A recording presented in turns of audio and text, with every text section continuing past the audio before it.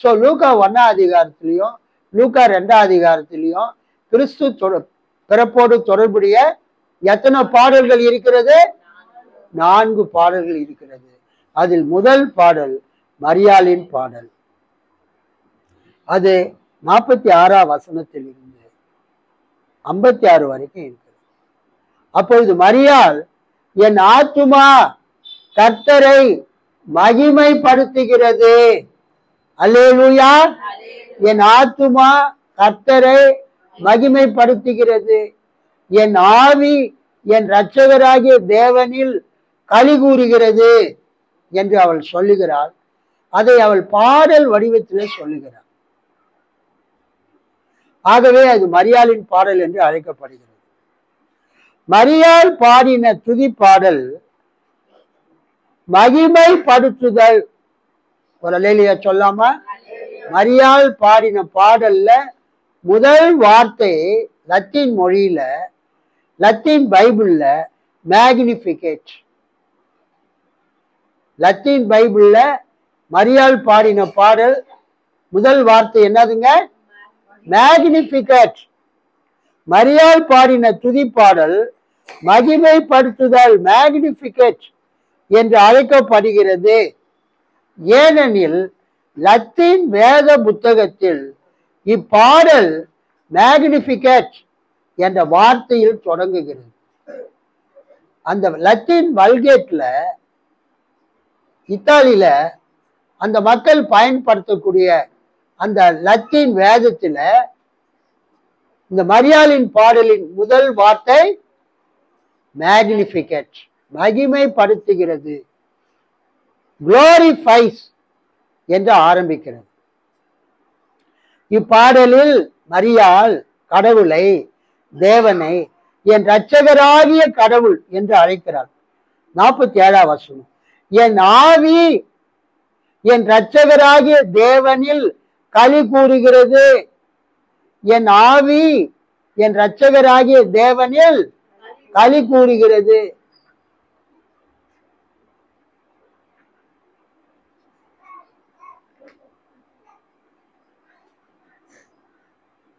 ஆண்டவரை எனது உள்ளம் போற்றி பெருமைப்படுத்துகின்றது. என் மீட்பராம் கடவுளை நினைத்து என் மனம் பேர் உவகை கொள்கின்றது என்று மரியாள் பாடுகிறார். பேர் உவகை கொள்கிறது. எனது உள்ளம் போற்றி, ஆண்டவரை போற்றி பெருமைப்படுத்துகிறது, குளோரிஃபைஸ். இப்பாடலில் மரியாள் கடவுளை என் இரட்சகராகிய கடவுள் என்று லூக்கா 1:47 குறிப்பிடுகிறார். இப்பாடல் தீர்க்கதரிசி சாமுவேலின் தாய் அன்னாள் பாடின பாடலுக்கு ஒப்பாக உள்ளது. 1 சாமுவேல் 2ஆம் அதிகாரம் 1 முதல் 10 வசனங்கள் பழைய ஏற்பாட்டில நீங்கள் படித்தீர்கள் என்றால், 1 சாமுவேல் 2ஆம் அதிகாரம் 1 முதல் 10 நீங்கள் வீட்டில் சென்று படித்து பாருங்கள். அந்த அன்னாளினுடைய பாடல், சாமுவேலினுடைய தாயாகிய அந்த அன்னாள் பாடின பாடல்ல என்னென்ன கருத்துக்கள் இருக்கிறதோ அந்த கருத்துக்கள் எல்லாம் எதுல இருக்குது? மரியாளின் பாடலிலே இருக்குது. அந்த அன்னாள் பாடின பாடலின் கருத்துக்கள் மரியாளின் பாடலிலே வருகிறது. மரியாளின் துதிப்பாடலை எலிசபெத்தின் துதிப்பாடல் என்று கருதுவோரும் உண்டு. இங்க ஒரு முக்கியமான பாயிண்ட் இருக்குது. ஏன்னா நீங்க இந்த மரியாளின் துதிப்பாடலை பார்க்கும்போது, ஏனெனில் அவர் தம் அடிமையின் தாழ்நிலையை கண்ணோக்கினார், இது முதல் எல்லா தலைமுறையினரும் என்னை பேறு பெற்றவர் என்பர், ஏனெனில் வல்லவராம் கடவுள் எனக்கு அரும் பெரும் செயல்கள் செய்துள்ளார், தூயவர் என்பதே அவரது பெயர், அவருக்கு அஞ்சி நடப்போருக்கு தலைமுறை தலைமுறையாய் அவர் இரக்கம் காட்டி வருகிறார். இது என்னன்னா, வல்லவராம் கடவுள் எனக்கு அரும் பெரும் செயல் செய்துள்ளார் என்பது நிறைய பேர் இது எலிசபெத் பாடின பாட்டாக கூட இருக்கலாம் என்று சொல்லுகிறார்கள். ஏனென்றால் எலிசபெத் அநேகர் அவளை மலடி என்று சொன்னார்கள். எலிசபெத் என்னன்னு சொன்னாங்க? மலடி அப்படின்னு சொன்னாங்க. மலடி அப்படின்னா வயசாயிடுச்சு அவளுக்கு. சகரியாவுக்கும் எலிசபெத்துக்கும் திருமணமாகி என்ன ஆகிவிட்டது? வயசாகிவிட்டது. குழந்தை பிறக்கிறதுக்கு வாய்ப்பே இல்லை. அவளை பார்த்து எல்லாரும் மலடின்னு சொன்னாங்க. அது ஒரு இழிவான ஒரு வார்த்தை, பெண்களாலே தாங்கிக் கொள்ள முடியாத ஒரு வார்த்தை. தாய்மை பேர் இல்லாதவள் மலடி. ஒரு புழு பூச்சி கூட இந்த அம்மா வயிற்றுல உருவாகல. அப்ப அது அந்த அம்மாவுக்கு எவ்வளவு வேதனையா இருக்கும். அதை ஆண்டவர் நீக்கி போட்டார். அவர் தம் அடிமையின் தாழ்நிலையை கண்ணோக்கினார். இது முதல் எல்லா தலைமுறையும் என்னை பேறு பெற்றவர் என்பார். இது எலிசபெத் சொல்லுகிற மாதிரி இருக்கிறதுனால சிலர் என்ன சொல்லுவாங்க, இந்த மரியாளின் துதிப்பாடலை எலிசபெத்தின் துதிப்பாடல் என்று கருதுவோரும் உண்டு. It is not only Mary's Magnificat, it is Elizabeth Magnificat. மரியாளுடைய துதிப்பாடல் மட்டுமல்ல, இது யாருடைய துதிப்பாடல்? எலிசபெத்தினுடைய துதிப்பாடல் என்று கருதுவோரும் உண்டு. அடிமையின் தாழ்வை கண்ணோக்கினார். அடிமையின் தாழ்வை கண்ணோக்கினார் என்பது பிள்ளை பேறு இல்லாமல் இருந்த எலிசபெத்தின் மீது கடவுள் இரக்கம் வைத்து அவளுக்கு யோவான் ஸ்நானகனை கருத்தரிக்கை செய்ததை குறிக்கலாம். ஒரு அல்லேலூயா சொல்லாமா? லூக்கா 1:24 லூக்கா 1:24. அதற்கு பின்பு அவர் மனைவி எலிசபெத்து கருவுற்று 5 மாதம் அளவும் பிறர் கண்ணில் படாதிருந்தார். அப்புறம் 48 ஏனெனில் அவர் தம் அடிமையின் தாழ்நிலையை கண்ணோக்கினார். இது முதல் எல்லா தலைமுறையினரும் என்னை பேறு பெற்றவர் பாக்கியவதி என்பர். சோ இது மரியாள் அவ கல்யாணம் ஆகாத பெண். ஆனா எலிசபெத்து கல்யாணம் ஆகி பல ஆண்டுகள் ஆகி முதிர் வயதுல அவங்க குழந்தை இல்லாம இருக்கும்போது கர்த்தர் அவங்க மேல கண்ணோக்கமாய் வைத்து அவங்க கருத்தரிக்கை செய்ததை, யோவான் ஸ்நானகனை பிறக்க செய்ததை இந்த பாடல் குறிப்பிடுகிறது. கைத்தட்டி ஆண்டவரை மகிமைப்படுத்தும். ஆக்சுவலா இந்த பாடல் பாடினது யாரு? மரியாள் தான். இது மரியாளின் துதிப்பாடல் தான், மேக்னிஃபிகேட் ஆஃப் மேரி தான். ஆனால் எலிசபெத்தையும் நம்ம என்ன பண்றோம், இங்கு ஒப்பிட்டு பேசுகிறோம். அன்னாலும் மரியாளும் சமுதாயத்தில் தாழ்ந்த நிலையில் இருந்தார்கள்.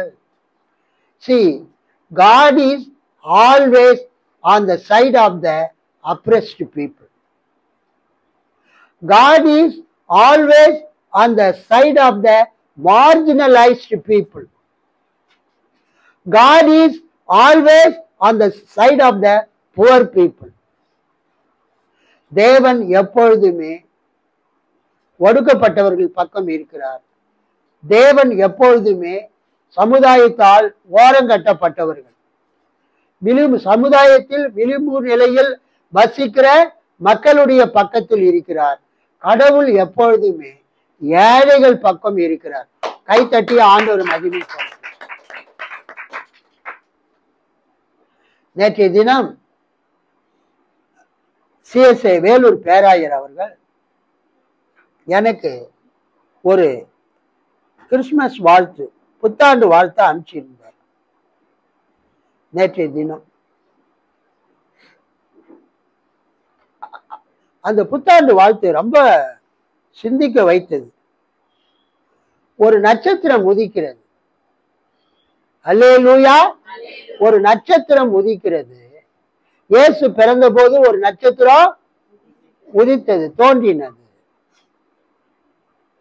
அங்க ஒரு பெண் ஒரு சின்ன பொண்ணு, ஸ்கூலுக்கு போற வயசுள்ள ஒரு சின்ன பொண்ணு, அவ அந்த கட்டட வேலை செய்யறவங்க அந்த குடும்பத்தை சேர்ந்த பெண்.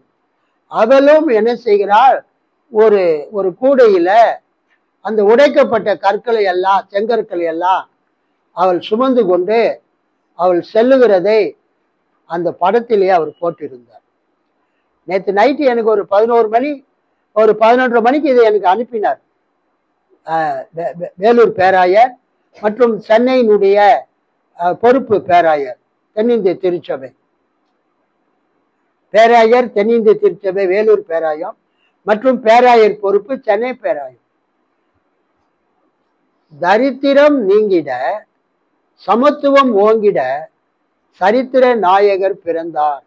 அல்லேலூயா. சரித்திரம் நீங்கிட, சமத்துவம் ஓங்கிட சரித்திர நாயகர் பிறந்தார் அப்படின்னு அந்த தலைப்பு போட்டு கீழே அந்த சின்ன பொண்ணு, ஸ்கூலுக்கு போற வயதுள்ள பொண்ணு அந்த கட்டட வேலை செய்கிறதை, சுமை சுமக்கிறதை, உடைக்கப்பட்ட கற்களை சுமந்து செல்லுகிறதை நினைவுபடுத்தும்படியாக அந்த படத்தை போட்டு அனைவருக்கும் என் அன்பார்ந்த கிறிஸ்துமஸ் மற்றும் புத்தாண்டு நல்வாழ்த்துக்கள். அதை பார்த்தேன். இயேசு கிறிஸ்து பணக்காரர்களுக்காக பிறக்கவில்லை. இயேசு கிறிஸ்து யாருக்காக பிறந்தாரு? ஏழைகளுக்காக, சமுதாயத்திலே தாழ்ந்த நிலையில் இருக்கிற மக்களுக்காக இயேசு கிறிஸ்து பிறந்தார். அதுக்காக வசதியா இருக்கிறவங்க, ஐயா திருச்செல்லம்மாலாம், ஐயா அப்ப சீதாலட்சுமி அம்மாவுக்கும் பீலா சிஸ்டருக்கும் தான் இயேசு பிறந்தாருன்னா அப்ப எனக்கெல்லாம் பிறக்கலையான்னு கேட்கக்கூடாது. அவங்களும் ஒரு மிடில் கிளாஸ் தான். நம்ம சர்ச்சில் அவங்க வசதியானவங்க. அதனால என் செய்தியை கேட்கிறவங்க, நீங்க என்னங்க எப்ப பார்த்தாலும் தலித் மக்கள், ஏழைகள், ஒடுக்கப்பட்டவர்கள், நசுக்கப்பட்டவர்கள், பாலஸ்தீனியர்கள், இவங்களுக்கே நீங்க சப்போர்ட் பண்ணி பேசிட்டு இருக்கிறீங்க. ஓவராலா God is always on the side of the oppressed, suppressed, marginalized and poor people. ஏழைகள் பக்கம் கடவுள் இருக்கிறார். அதுக்காக ஏழைகள் நீங்கள் சந்தோஷப்பட வேண்டும். அல்லேலூயா. ஐயோ எங்களுக்கு உதவி செய்யறதுக்கு யாரும் இல்லையே சொல்லாதீங்க. இயேசு உங்களோட இருக்கிறார். உங்களுக்காக தாங்க இயேசு இந்த பூமிக்கே வந்தாரு. இயேசு எதுக்கு வந்தாரு? தரித்திரத்தில் இருக்கிறவங்க, ஏழையா இருக்கிறவங்க தங்கள் வாழ்க்கையில மேலான நிலைமைக்கு வர வேண்டும், ஆசீர்வதிக்கப்பட வேண்டும் என்கிறதுக்காகத்தான் இயேசு வந்தார். அன்னாலும் மரியாளும் சமுதாயத்தில் தாழ்ந்த நிலையில் இருந்தார்கள். ஆனால் அவர்கள் இருவரையும் கடவுள் மிகவும் உயர்ந்த நிலைக்கு உயர்த்தினார். அவர்கள் இருவரும் கடவுளை, போத் அண்ணா அண்ட் மேரி, அன்னாலும் மரியாளும் அவர்கள் இருவரும் கடவுளை என் இரட்சகராகிய கடவுள் என்று அழைத்தனர். கைத்தட்டி ஆண்டவரை மகிழ்வுபடுத்துவார். பழைய ஏற்பாட்டிலே 1 சாமுவேல் 2ஆம் அதிகாரம் 1 முதல் 10 வசனத்தை வாசிக்கும் போது சாமுவேலுடைய தாயாகிய அன்னாள் கடவுளை, தேவனை எப்படி அழைக்கிறார்? என் இரட்சகராகிய தேவன், என் இரட்சகராகிய கடவுள் என்று அழைக்கிறார். இங்கு மரியாள் தேவனை எப்படி அழைக்கிறார்?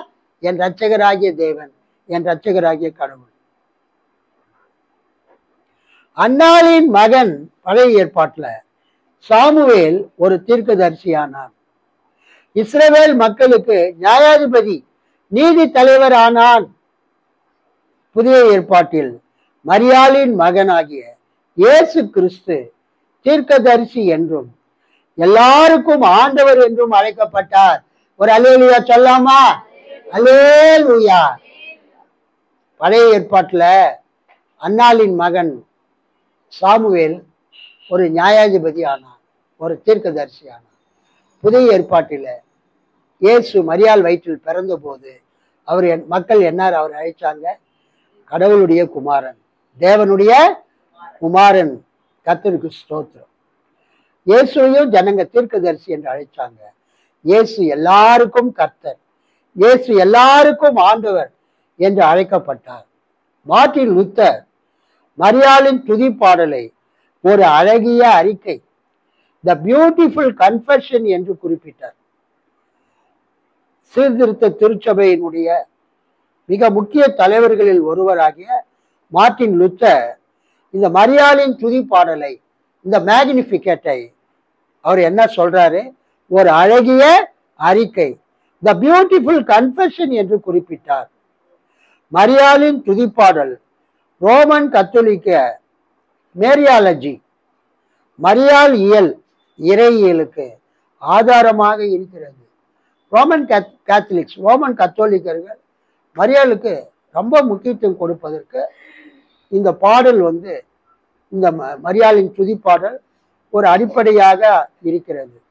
ஒவ்வொரு நாளின் மாலை ஆராதனை வெஸ்பர்ஸ் வேண்டுதல்கள் முடியும் போது கத்தோலிக்க அருட்பணியாளர்கள் மரியாளின் துதிப்பாடலை பாராயணமாக கூறி முடிப்பது வழக்கமாகும். கேத்தலிக் சர்ச்சில் இருக்கிற ஃபாதர்ஸுங்க, சிஸ்டர்ஸுங்க, நன்ஸுங்க எல்லாரும் அவங்க தூங்க போறதுக்கு முன்னால அவங்க செய்யக்கூடிய அந்த கடைசி பிரேயர்ல வெஸ்பர்ஸ்ல இந்த மரியாளின் துதிப்பாடலை மனப்பாடமா அவங்க சொல்லி ஜெபித்து அந்த ஜெபத்தை முடிப்பார்கள். இரண்டாவது, சகரியா பாடின பாடல் பெனிடிக்டஸ். சகரியாவின் பாடல் லூக்கா 1ஆம் அதிகாரம் 67 முதல் நாம் படிக்கலாம். சகரியாவின் பாடல் 1, லூக்கா 1:67 79. பிள்ளையின் தந்தை சகரியா, அதாவது யோவான் ஸ்நானகனுடைய அப்பா. யோவானுக்கு பேர் வைக்கும் போது எல்லாரும் வேற வேற பேரை வைக்கணும்னுவாங்க. ஆனா அந்த சகரியா என்ன பண்ணுவாரு? ஒரு ஸ்லேட்டை வாங்கி, எழுதுகோலை வாங்கி, இவன் பெயர் யோவான் அப்படின்னு எழுதுவார். அதன் பிறகு அவருடைய நாவின் கட்டுகள் அவிழ்க்கப்பட்டு அவர் பேச ஆரம்பிப்பார். சகரியாவின் பாடல். பிள்ளையின் தந்தை சகரியா தூய ஆவியால் ஆட்கொள்ளப்பட்டு உரைத்த இறைவாக்கு தீர்க்க தரிசனம். இஸ்ரவேலின் கடவுளாகி ஆண்டவரை போற்றுவோம், ஏனெனில் அவர் தம் மக்களை தேடி வந்து விடுவித்து அருளினார். தம் தூய இறைவாக்கினர் வாயினால் தொடக்க முதல் அவர் மொழிந்தபடியே அவர் தம் ஊழியராகிய தாவீதின் குடும்பத்தில் வல்லமையுடைய மீட்பர் ஒருவர் நமக்காக தோன்றச் செய்தார். இரட்சணிய கொம்பை தோன்றச் செய்தார். வல்லமையுடைய மீட்பர் ஒருவர் நமக்காக தோன்றச் செய்தார். நம் பகைவரிடம் இருந்தோம், நம்மை வெறுப்போர் அனைவரின் பிடியில் இருந்தோம் நம்மை மீட்பார். அவர் நம் மூதாதையருக்கு இரக்கம் காட்டி தமது தூய உடன்படிக்கையையும் நம் தந்தையாகிய ஆபிரகாமுக்கு அவர் இட்ட ஆணையையும் நிறைவேற்ற நினைவு கூர்ந்தார். இவ்வாறு நாம் பகைவரின் பிடியிலிருந்து விடுவிக்கப்பட்டு தூய்மையோடும் நேர்மையோடும் வாழ்நாள் எல்லாம் காலர் மை குத்திருக்க வாழ்நாள் எல்லாம் அவர் திருமுன் பணி செய்யுமாறு வழிவகுத்தார். குழந்தாய், அதாவது யோவான் ஸ்நானகனை பார்த்து சொல்றார், நீ உன்னத கடவுளின் இறைவாக்கினர். You will be called the prophet of the most high. உன்னதமான தேவனுடைய தீர்க்கதரிசி எனப்படுவாய். ஏனெனில் பாவ மன்னிப்பால் வரும் மீட்பை அவர் தம் மக்களுக்கு அறிவித்து ஆண்டவருக்கான வழியை செம்மைப்படுத்த அவர் முன்னே செல்வாய். இருளிலும் இறப்பின் பிடியிலும், இருளிலோ சாவின் பிடியிலோ இருப்போர்க்கு ஒளி தரவும், நம்முடைய கால்களை சமாதான வழியில் அமைதி வழியில் நடக்க செய்யவும், நம் கடவுளின் பரி உள்ளத்தாலும் இரக்கத்தாலும் விண்ணிலிருந்து விடியல் அருணோதயம் நம்மை தேடி வருகிறது. ஒரு அல்லேலூயா சொல்லாமா? சோ இந்த பாடலுக்கு என்ன பேருன்னா சகரியா பாடின பாடல். நம்ம பைபிள்ல சகரியான்னு இருக்குது, திருவிவிலியத்துல சக்கரியான்னு இருக்கு.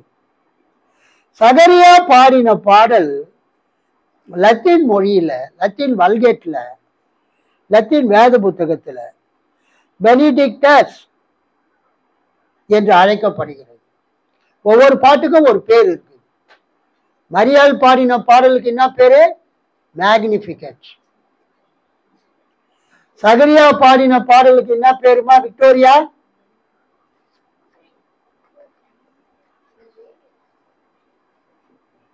சகரியா பாடின பாடலுக்கு என்ன பேரு? பெனிடிக்டஸ் என்று அழைக்கப்படுகிறது. லத்தீன் வேத புத்தகத்தில் ஸ்தோத்திரம் உண்டாவதாக, லத்தீன் வேத புத்தகத்துல பெனிடிக்டஸ்னா என்னதுங்க? ஸ்தோத்திரம் உண்டாவதாக, பிரைஸ் பி என்ற பொருளில் பெனிடிக்டஸ் என்ற வார்த்தையுடன் இந்த பாடல் ஆரம்பிக்கின்றது. இது பெனிடிக்டஸ் பாடலாய் மட்டுமிராமல் இது ஒரு தீர்க்க தரிசன செய்தியாகவும் இருக்கிறது. எல்லாம் கைத்தட்டி பாடுவோம். சகரியா ஒரு தீர்க்க தரிசி. நிறைய பேர் நினைப்பாங்க மல்கியாவுக்கு பிறகு பரிசுத்தாவியே மக்களுக்கு என்ன பண்ணப்படல, கிரியை செய்யலன்னு. ஆனா நீங்க பாத்தீங்கன்னா பரிசுத்தாவி கிரியை செய்கிறார். ஆனால் inspired word of God, inspired preaching, prophecy தான் வரலையே தவிர தனிப்பட்ட ஆட்களோடு ஆவியானவர் கிரியை செய்து கொண்டிருக்கிறார். 67ஆம் வசனத்துல பிள்ளையின் தந்தை சகரியா தூய ஆவியால் ஆட்கொள்ளப்பட்டு தூய ஆவியால் நிரப்பப்பட்டு உரைத்த இறைவாக்கு, உரைத்த தீர்க்க தரிசனம். இஸ்ரவேலின் கடவுளாகிய ஆண்டவரை போற்றுவோம், ஏனெனில் அவர் தம் மக்களை தேடி வந்து விடுவித்து அருளினார். தம் தூய இறைவாக்கினர் வாயினால் தொடக்க முதல் அவர் மொழிந்தபடியே அவர் தம் ஊழியராகிய தாவீதின் குடும்பத்தில் வல்லமை உடைய மீட்பர் ஒருவர் நமக்காக தோன்றச் செய்தார். நம் பகைவரிடம் இருந்தோம், நம்மை வெறுப்போர் அனைவரின் பிடியில் இருந்தோம் நம்மை மீட்பார். அவர் நம் மூதாதையருக்கு இரக்கம் காட்டி தமது தூய உடன்படிக்கையையும் நம் தந்தையாகிய ஆபிரகாமுக்கு அவர் இட்ட ஆணையையும் நிறைவேற்ற நினைவு கூர்ந்தார். இவ்வாறு நாம் பகைவரின் பிடியிலிருந்து விடுவிக்கப்பட்டு தூய்மையோடும் நேர்மையோடும் வாழ்நாளெல்லாம் அச்சமின்றி பயமின்றி அவர் திருமுன் பணி செய்யுமாறு வழிவகுத்தார். குழந்தாய், நீ உன்னத கடவுளின் இறைவாக்கினர் எனப்படுவாய், ஏனெனில் பாவ மன்னிப்பால் வரும் மீட்பை அவர் தம் மக்களுக்கு அறிவித்து ஆண்டவருக்கான வழியை செம்மைப்படுத்த அவர் முன்னே செல்வாய். இருளிலும் இறப்பின் பிடியிலும் இருப்போருக்கு ஒளி தரவும் நம்முடைய கால்களை அமைதி வழியில் நடக்க செய்யவும் நம் கடவுளின் பரி உள்ளத்தாலும் இரக்கத்தாலும் விண்ணிலிருந்து தோன்றிய அருணோதயம், விண்ணிலிருந்து விடியல் நம்மை தேடி வந்திருக்கிறது. அல்லேலூயா, ஸ்தோத்திரம். யோவான் ஸ்நானகரின் தந்தையாகிய சகரியா தனது மகன் யோவானுக்கு அவர் பிறந்த 8ஆம் நாளில் அவருக்கு விருத்த சேதனம் செய்து அவருக்கு யோவான் என்ற பெயரை சூட்டிய போது, பெயர் சூட்டு விழா, கிறிஸ்டனிங் செரிமனி, பெயர் சூட்டு விழா நடத்திய போது யூஸ்வலா அந்த விருத்த சேதனம் பண்ணிட்டு அந்த பெயர் வைப்பாங்க. அந்த பெயர் சூட்டு விழா பெயரை சூட்டிய போது அவரது வாய் திறந்து நாவின் கட்டு அவிழ்ந்த போது, அது வரைக்கும் அவர் ஊமையா இருந்தார். அல்லேலூயா. நான் கர்த்தருடைய சன்னிதானத்தில் இருந்து வந்திருக்கக்கூடிய காபிரியேல் என்பவன் ஏற்ற காலத்தில் நிறைவேறப் போகிற என் தீர்க்க தரிசனத்தை, என் வார்த்தையை நீ நம்பாதபடியால் சில காலம் ஊமையா இருப்பாயின்னு சொன்னார். சோ அந்த அறிவிப்பு வந்ததிலிருந்து, தீர்க்க தரிசனம் வந்ததிலிருந்து அந்த யோவானுக்கு பேர் வைக்கிற வரைக்கும் அவர் எப்படி இருந்தாரே? ஊமையா இருந்தார்.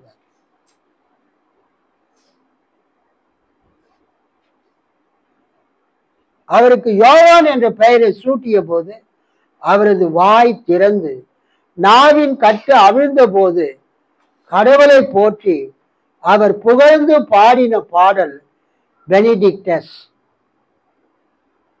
துதி உண்டாவதாக, ஸ்தோத்திரம் உண்டாவதாக என்ற பாடலாகும்.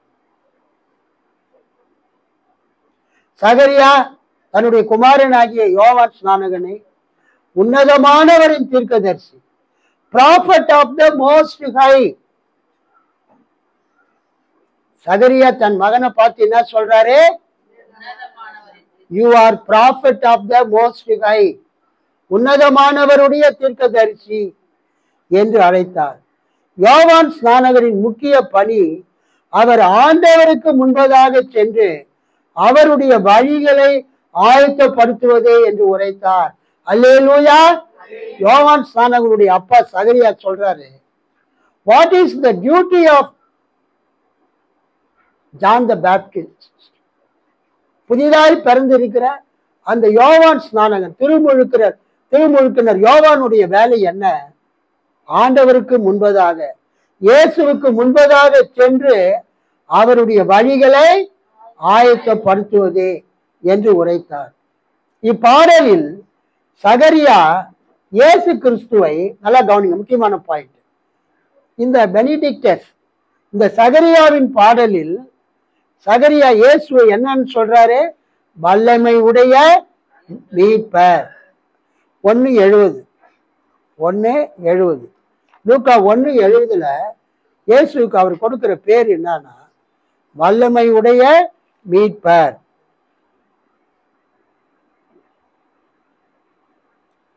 அவர் நம்முடைய பிதாக்களுக்கு வாக்குத்தத்தம் பண்ணின இரக்கத்தை செய்வதற்கும் தம்முடைய பரிசுத்த உடன்படிக்கையை நினைத்தருளி உங்கள் சத்துருக்களின் கைகளில் இருந்து நீங்கள் விடுதலையாக்கப்பட்டு உயிரோடு இருக்கும் நாளெல்லாம் பயம் இல்லாமல் எனக்கு முன்பாக பரிசுத்தத்தோடும் நீதியோடும் எனக்கு ஊழியம் செய்ய கட்டளையிடுவேன். அவர் நம்முடைய பிதாவாகிய ஆபிரகாமுக்கு இட்ட ஆணையை நிறைவேற்றுவதற்கும் ஆதி முதல் கொண்டு இருந்த தம்முடைய பரிசுத்த தீர்க்கதரிசிகளின் வாக்கினால் தாம் சொன்னபடியே தமது ஜனத்தை சந்தித்து மீட்டு கொண்டு நம்முடைய சத்துருக்களில் நின்றும் நம்மை பகைக்கிற யாவருடைய கைகளில் இருந்தும் நம்மை ரட்சிக்கும் படிக்கும் நம்முடைய தாசனாகிய தாவீதின் வம்சத்திலே நமக்கு இரட்சணிய கொம்பை ஏற்படுத்தினார். அல்லேலூயா. அந்த இரட்சணிய கொம்பு அப்படின்னா என்ன அர்த்தம்னா வல்லமை உடைய மீட்பர். இரட்சணிய கொம்புனா ஏதோ ஒரு கொம்புன்னு நினைச்சுக்காதீங்க. மாட்டு கொம்பு, ஆட்டு கொம்பு, மான் கொம்பு மாதிரி ஒரு கொம்புன்னு நினைச்சுக்காதீங்க. அந்த இரட்சணிய கொம்புக்கு என்ன அர்த்தம்? வல்லமை உடைய மீட்பர். அப்புறம் அதுக்கு கீழே இரட்சணிய கொம்புக்கும் தனியா கொடுத்திருக்கிறாங்க. 1:70 என்ன கொடுத்திருக்கிறாங்க?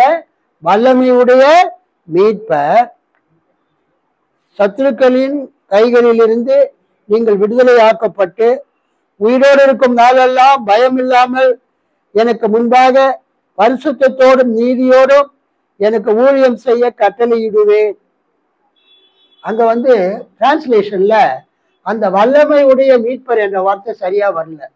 ஆனா 1:75 தம்முடைய தாசனாகிய தாவீதின் வம்சத்திலே நமக்கு இரட்சணிய கொம்பை ஏற்படுத்தினார். அந்த இரட்சணிய கொம்பு தான் வல்லமையுடைய மீட்பருக்கு அடையாளம். 1:76 கர்த்தர், நீயோ பாலகனே உன்னதமானவருடைய தீர்க்கதரிசி எனப்படுவாய், நீ கர்த்தருக்கு வழிகளை ஆயத்தம் பண்ணவும். இந்த வசனத்திலே 76 இயேசு கிறிஸ்து கர்த்தர் என்று அழைக்கப்படுகிறார். 1:79 உன்னதத்தில் இருந்து தோன்றிய அருணோதயம். உன்னதத்தில் இருந்து தோன்றிய அருணோதயம் அந்த வார்த்தைக்கு என்ன அர்த்தம்னா அந்த சூரியன் உதயம் ஆகும் போது இருள் அகன்று வெளிச்சம் வருகிறது. விண்ணிலிருந்து விடியல் நம்மை தேடி வருகிறது. விடியல், விண்ணிலிருந்து விடியல் நம்மை தேடி வருகிறது. அருணோதயம் வருகிறது. வெளிச்சத்தையும் ஜீவனையும் சமாதானத்தையும் தருகிறவர். 1:78 இயேசு கிறிஸ்துவை பற்றி என்ன சொல்லப்பட்டிருக்கிறது? அந்தகாரத்திலும் மரண இருளிலும் உட்கார்ந்து இருக்கிறவர்களுக்கு வெளிச்சம் தரவும். அடுத்தது கீழே 79 நம்முடைய கால்களை சமாதானத்தின் வழியிலே நடத்தவும். சோ இயேசு கிறிஸ்து இந்த வசனத்தில் எப்படி அழைக்கப்படுகிறார்? வெளிச்சத்தையும் ஜீவனையும் சமாதானத்தையும் தருகிறவர் என்று சகரியா இயேசுவை பற்றி கூறுகிறார். இப்பாடலில் இயேசு கிறிஸ்துவை சகரியா பிற இனத்தாருக்கு ஒளியாகவும், லைட் டு த ஜென்டைல்ஸ், பூமியின் கடைமுனையில் இருக்கிறவர்களுக்கெல்லாம் கடவுளின் ரட்சிப்பை கொடுக்கிற கடவுளின் ஊழியர் என்று குறிப்பிடுகிறார். கர்த்தருக்கு ஸ்தோத்திரம் உண்டாவதாக.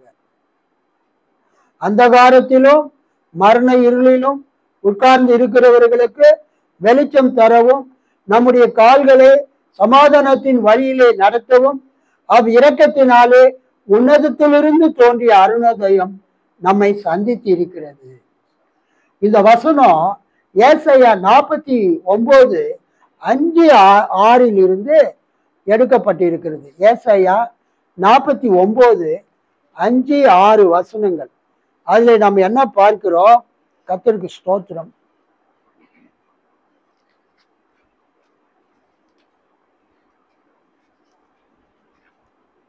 யாக்கோபை தம்மிடத்தில் திருப்பும்படி நான் தாயின் கர்ப்பத்தில் இருந்தது முதல் கர்த்தர் தமக்கு தாசனாக என்னை உருவாக்கினார். இஸ்ரவேலோ சேராதே போகிறது, ஆகிலும் கர்த்தருடைய பார்வையில் கனமடைவேன். என் தேவன் என் பலனாய் இருப்பார். யாக்கோபின் கோத்திரங்களை எழுப்பவும், இஸ்ரவேலில் காக்கப்பட்டவர்களை திருப்பவும் நீர் எனக்கு தாசனாய் இருப்பது அற்ப காரியமாய் இருக்கிறது. நீர் பூமியின் கடையாந்திரமும் நீ பூமியின் கடைசி பரியந்தமும் என்னுடைய ரட்சிப்பாய் இருக்கும்படி உம்மை ஜாதிகளுக்கு ஒளியாகவும் வைப்பேன் என்கிறார். அல்லேலூயா.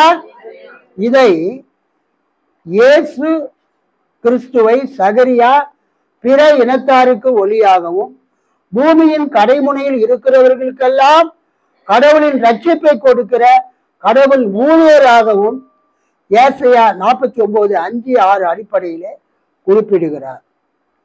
சகரியாவின் பாடலை கத்தோலிக்க அருட்பணியாளர்கள், ஃபாதர்ஸுங்க, சிஸ்டர்ஸுங்க, நன்ஸுங்கெல்லாம் தங்களுடைய காலை நேர இறைவேண்டலில் மார்னிங் பிரேயர், லார்ட்ஸ், LAUDS பயன்படுத்துவது வழக்கம். காலைதோறும் இந்த அவங்க ஜெபம் பண்றாங்க. கேத்தலிக் சர்ச்சில் நம்மளும் ஜெபம் பண்ணலாம். அவங்க என்ன ஜெபம் பண்றாங்க?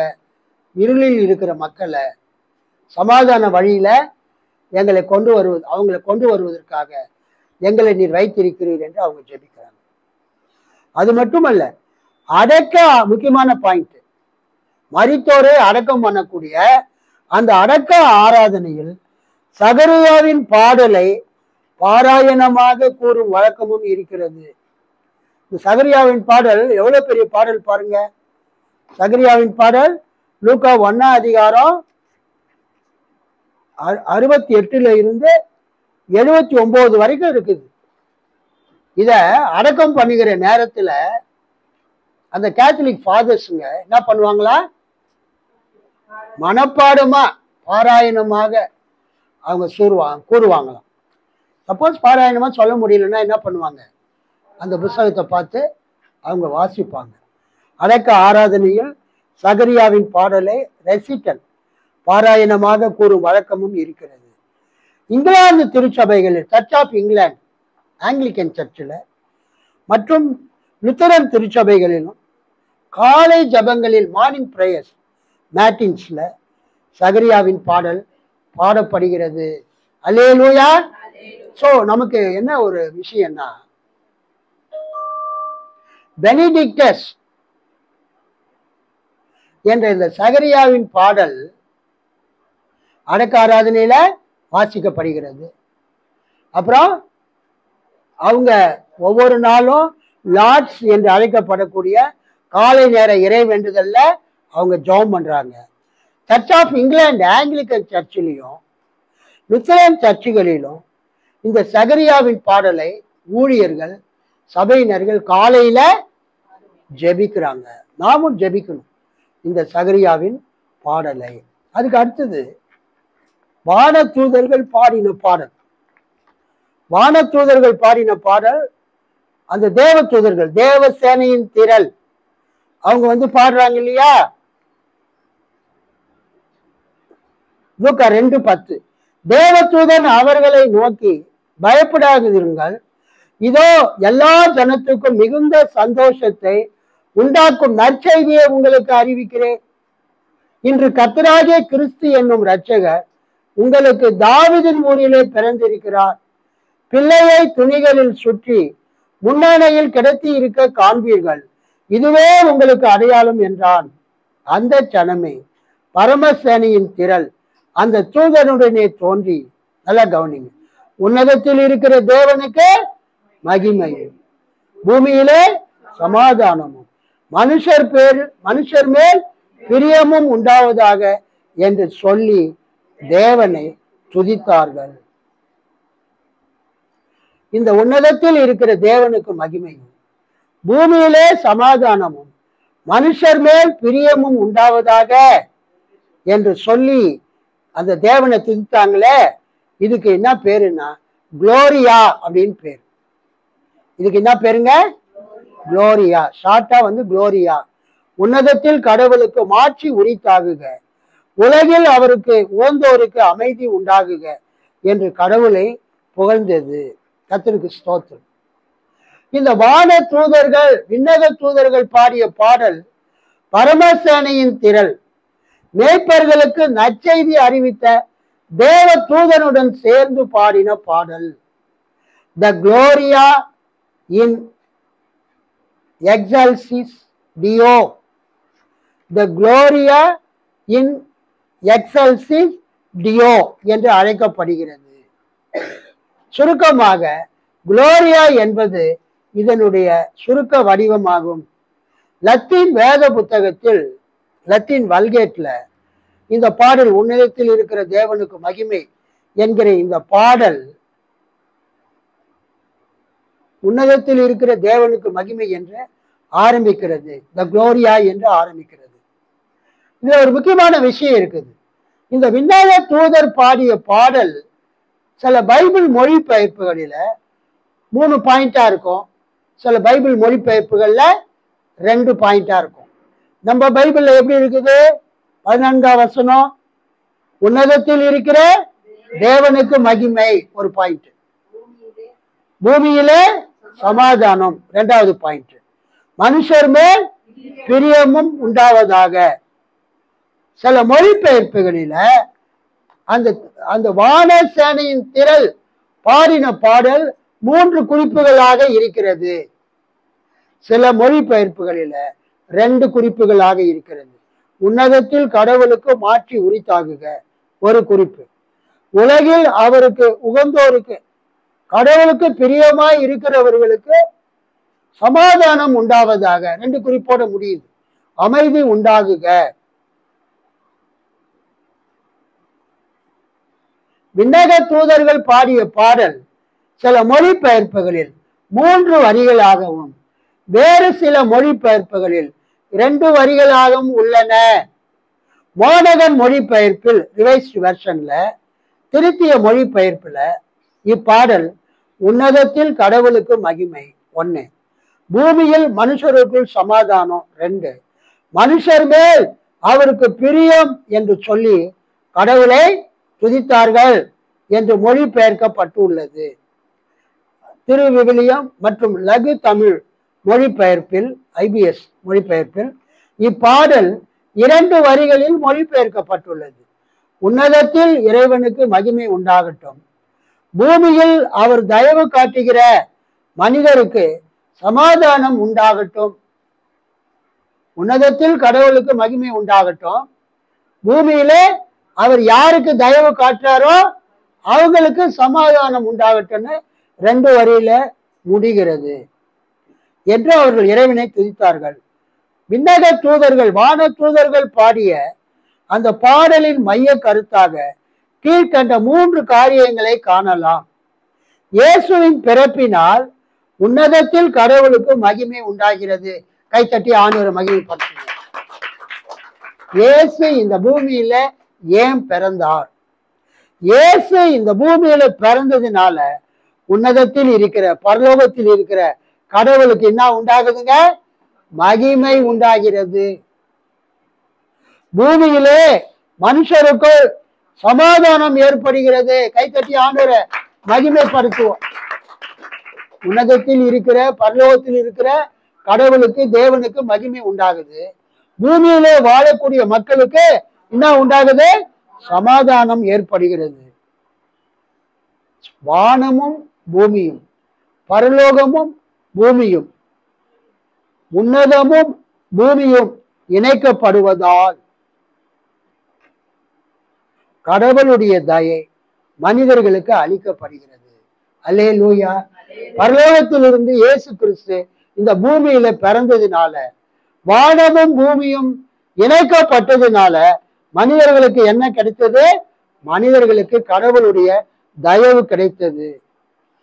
கிறிஸ்தவ ஆலயங்களில் ஞாயிறு காலை ஆராதனைகளிலும் பண்டிகை கால ஆராதனைகளிலும் இப்பாடல் இறை துதியாக பாடப்பட்டு வருகிறது. கடவுளை துதிக்கக்கூடிய குளோரியா அந்த துதியாக இப்பாடல் பாடப்பட்டு வருகிறது. கிறிஸ்து பிறப்பின் நற்செய்தியை அறிவிக்கும் முதல் கிறிஸ்துமஸ் கேரல் பாட்டு என்றும் இப்பாடலை மக்கள் அழைக்கின்றனர். அல்லேலூயா. இந்த பாடலுக்கு என்ன பேருங்க? இப்ப எல்லாம் கேரல் ரவுண்ட்ஸ் போறாங்க இல்லையா? அந்த சாண்டா கிளாஸ், அந்த தாத்தா, கிறிஸ்துமஸ் தாத்தா தொப்பிலாம் அறிஞ்சுக்கிட்டு, அப்புறம் ட்ரம்ஸு அதெல்லாம் வாசிச்சுக்கிட்டு ஒவ்வொரு வீடா போய் பாட்டு பாடுறாங்கல்ல, அதுக்கு கேரல் ரவுண்ட்ஸ்ன்னு பேர். உலகத்துல முதல் முறையாக பாடப்பட்ட கேரல் பாட்டு எது? இந்த வானதூதர்கள் பாடின பாட்டு. அவங்க என்ன பாடினாங்க? உன்னதத்தில் இருக்கிற தேவனுக்கு மகிமையும், பூமியிலே சமாதானமும், மனுஷர் பேரிலே பிரியமும் உண்டாவதாக என்ற பாடல் தான் ஃபர்ஸ்ட் கிறிஸ்துமஸ் கேரல் சாங். கிறிஸ்து பிறப்பின் நற்செய்தி அறிவிக்கும் முதல் கிறிஸ்துமஸ் கேரல் பாட்டு என்று இப்பாடலை மக்கள் அழைக்கின்றனர். இன்னும் ஒரே ஒரு பாயிண்ட் தான் நம்ம வந்து பார்க்க வேண்டியது என்னன்னாக்கா, கடைசியானது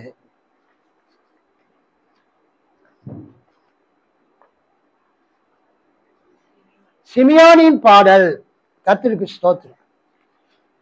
42வது பக்கம், அந்த புஸ்தகத்துல 42வது பக்கம், சிமியோனின் பாடல். இந்த சிமியோனின் பாடலை எங்க பார்க்கிறோன்னா, கர்த்தருக்கு ஸ்தோத்திரம், எடுத்துக்கொள்ளுங்கள் 2வது அதிகாரம்.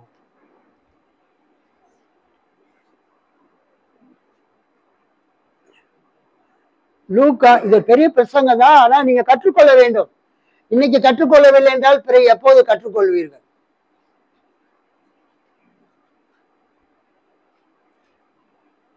லூக்கா 2வது அதிகாரம் 25 படிக்கிறேன். அப்போது எருசலேமில் சிமியோன் என்னும் ஒருவர் இருந்தார்.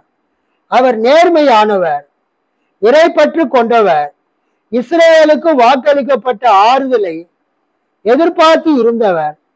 தூய ஆவியை அவர் பெற்றிருந்தார். ஆண்டவருடைய மெசியாவை காணும் முன் அவர் சாக போவதில்லை என்று தூய ஆவியால் உணர்த்தப்பட்டிருந்தார். அந்த ஆவியின் தூண்டுதலால் அவர் கோவிலுக்கு வந்திருந்தார். திருச்சட்ட வழக்கத்திற்கு ஏற்ப செய்ய வேண்டியதை குழந்தை இயேசுக்கு செய்து முடிக்க பெற்றோர் அதனை உள்ளே கொண்டு வந்த போது சிமியோன் குழந்தையை கையில் ஏந்தி, கவனிங்க, கேத்ரின் குழந்தை அழுத போது இது என்ன பண்ணா, அந்த குழந்தைய கையில வாங்கிட்டான். அது மாதிரி யோசேப்பும் மரியாளும் குழந்தை இயேசுவை அந்த திருக்கோவிலுக்குள் எருசலேம் தேவாலயத்துக்குள் கொண்டு வந்த போது சிமியோன் குழந்தையை கையில் ஏந்தி கடவுளை போற்றி. 29 முக்கியமானது கவனிங்க. ஆண்டவரே, உமது சொற்படி உம் அடியான் என்னை இப்போது அமைதியுடன் போக செய்கிறீர். 30-31 ஏனெனில் மக்கள் அனைவரும் காணுமாறு நீர் ஏற்பாடு செய்துள்ள உமது மீட்பை என் கண்கள் கண்டு கொண்டன. இம்மீட்பே பிற இனத்தாருக்கு வெளிப்பாடு, அருளும் ஒளி. இதுவே உன் மக்களாகிய இஸ்ரேலுக்கு பெருமை என்றார். கைத்தட்டி ஆண்டவரை மகிழ்ப்படுத்தலாமா?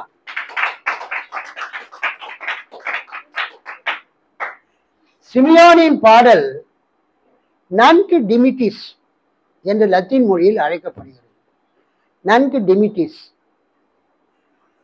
சிமியோன் பாடின பாடல் நன்கு டிமிட்டிஸ், யூ நவ் டிஸ்மிஸ், இப்பொழுது என்னை அனுப்பிவிடுகிறீர் என்பது அதனுடைய பொருள். இந்த நன்கு டிமிட்டிஸ் என்பதுதான் சிமியோன் பாடலுடைய முதல் வரி லத்தீன்ல. இப்பாடலில் இயேசுவை குறித்து சிமியோன் கூறுவது கவனிக்கத்தக்கது ஆகும். சிமியோன் அந்த வயசான தாத்தா, அவர் என்ன சொல்றார் பாருங்க.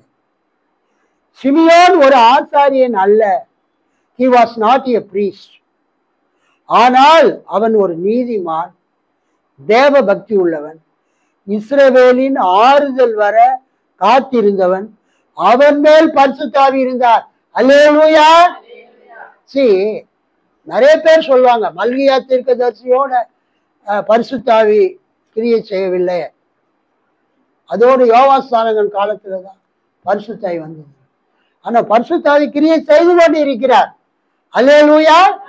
தீர்க்க தரிசன வார்த்தையாக, தீர்க்க தரிசன புத்தகமாக கொடுக்கப்படவில்லை.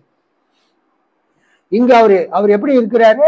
பரிசுத்த ஆவியினால் அவர் மேல் பரிசுத்த ஆவி இருந்தார்.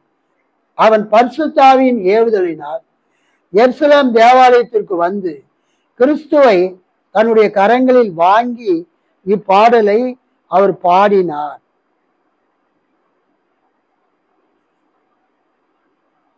ஆண்டவருடைய மெசியாவை காணும் முன் சிமியோன் சாக போவதில்லை என்று தூய ஆவியால் உணர்த்தப்பட்டிருந்தார். அந்த ஆவியின் தூண்டுதலால் அவர் கோவிலுக்கு வந்திருந்தார்.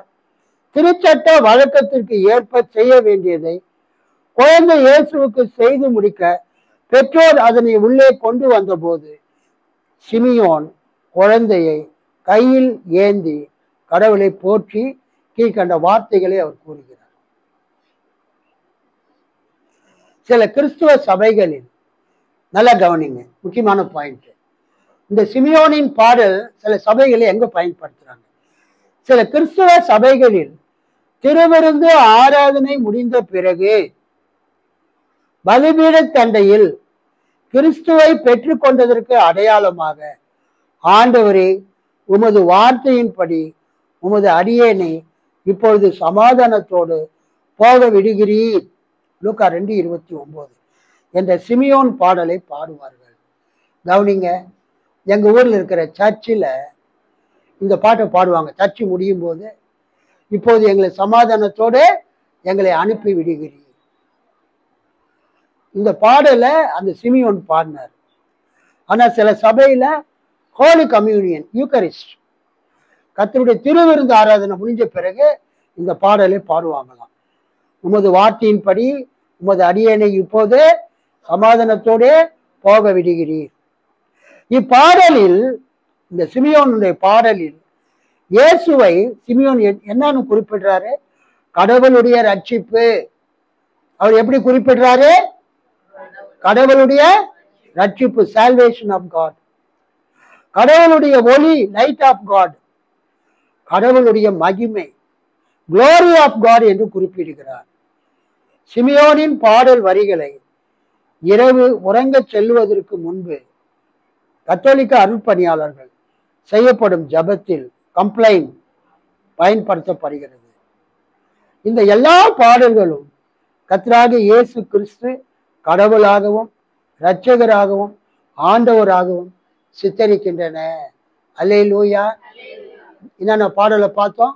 மரியாளின் பாடல், அப்புறம் சகரியாவின் பாடல், தேவ தூதர்கள் பாடல், சிமியோனின் பாடல்.